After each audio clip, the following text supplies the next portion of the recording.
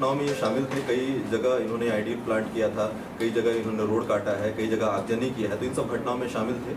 अब धीरे धीरे और भी इनके बारे में और हम लोग जब पूछताछ करेंगे तो और कुछ पता चलेगा कि किन किन घटनाओं में शामिल है। सर, गाँव वाले हमेशा से ही आना चाह रहे थे, मुख्य धारा से जुड़ना चाह रहे थे। अब पुलिस ने एक हाथ बढ़ाया है, नए कैंप्स खुल रहे हैं, ऑप्स की जो हमारी जो है स्पीड बढ़ गई है, जो माओ विरोध जो मतलब जो अभियान जो हमारे चल रहे हैं नक्सलियों के विरुद्ध में, वो बढ़ गए हैं। इसकी वजह से अब इनको एक कॉन्फिडेंस आया है और ये मतलब नक्सलियों के भय से बिना डरे हुए ये अब हम लोग से मुख्य धारा से जुड़ना चाह रहे हैं। तो ये गंगलूर क्षेत्र में जो नक्सलियों का जिसे गढ़ माना जाता है, जहाँ रिक्रूटमेंट सेंटर माना जाता है, उसमें पिछले दिनों में भी आपने देखा होगा कि जनताना सरकार अध्यक्ष हो गए, एसीएम लेवल के लोग जो हो गए वो गिरफ्तार भी हो रहे हैं, साथ में आत्मसमर्पण भी कर रहे हैं। तो ये एक बहुत अच्छा संकेत है गंगलूर क्षेत्र में। इससे जो यहाँ के जो क्षेत्र में विकास में एक बल मिलेगा, गाँव की सहभागिता बढ़ेगी और हम विकास को गाँव तक पहुँचा पाएंगे। सर, आत्मसमर्पित नक्सलियों को किस तरह की सुविधाएं सुविधा में बदलाव की बात मुख्यमंत्री ने, जो गृहमंत्री ने मतलब वर्तमान में जगदलपुर में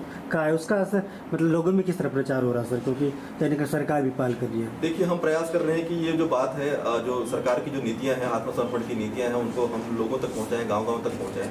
और इसका फलस्वरूप ये मिल रहा है कि लोगों को अब जानकारी मिल रही है। जैसे कि हम शुरुआती तौर पे 25,000 रुपये का इनको एक राशि देते हैं इनिशियली उनको स्टेबल करने के लिए। उसके बाद जितनी इनाम राशि होती है वो कुछ समय पश्चात इनको दिया जाता है। इसके बाद इनके पुनर्वास के लिए भी हम लोग प्रयास करते हैं कि ये अगर गाँव से बाहर रहना चाहते हैं तो उनकी भी एक व्यवस्था की जाती है।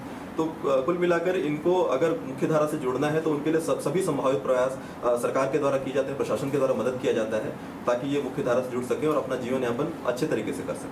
ये जैसे सरेंडर कर रहे हैं तो ये हमसे ज़्यादा तो एक गांव वालों के लिए ज़्यादा फायदेमंद है कि जो लोग हमारे मुख्य धारा से जुड़ रहे हैं उन तक ये सुविधाएं पहुंच पा रही हैं। गांव के गांव जब माओवादियों को नकार रहे हैं तो वहां तक डेवलपमेंट पहुंच पा रहा है। अब गांव के गांव चाहते हैं कि उनके पास जो टावर्स लगे हैं, उनके पास में बिजली आए, उनके पास रोड आए, उनके पास पानी आए। तो इससे क्या है कि गांव वालों को ज़्यादा फायदा मिल रहा है, डेवलपमेंट अच्छे से हो रहा है।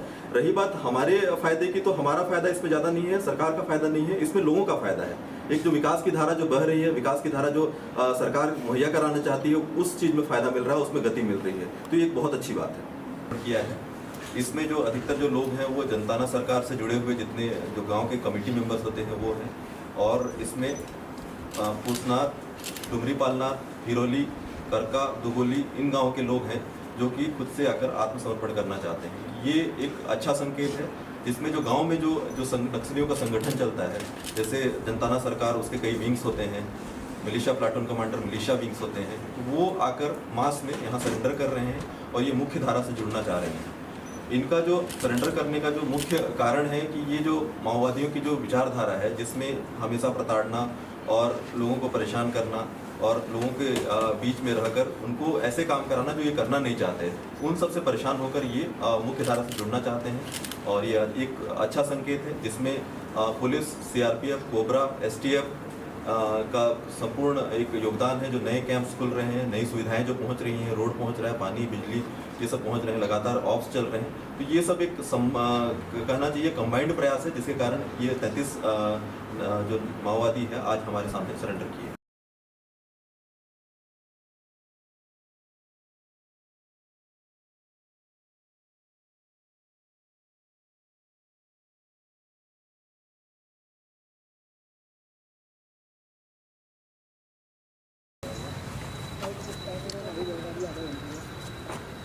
अभी आ जाएगा।